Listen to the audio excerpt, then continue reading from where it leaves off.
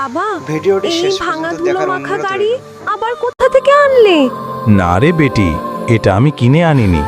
এটা তো অনেক বছর ধরে পঞ্চায়েত অফিসের পাশে পড়েছিল। ওরা ফেলে দিতে যাচ্ছিল, তাই আমায় দিয়ে দিল। তাহলে বিক্রি করে আমরা অনেক টাকা পাবো, তাই না? না রে, আমি এটা বিক্রি করব না।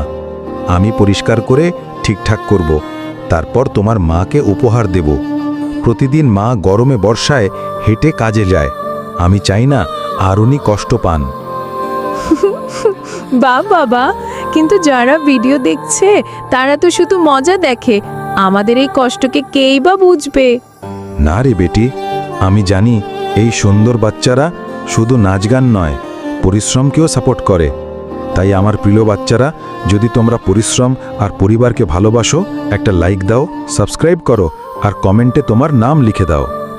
ও বাবা, দেখো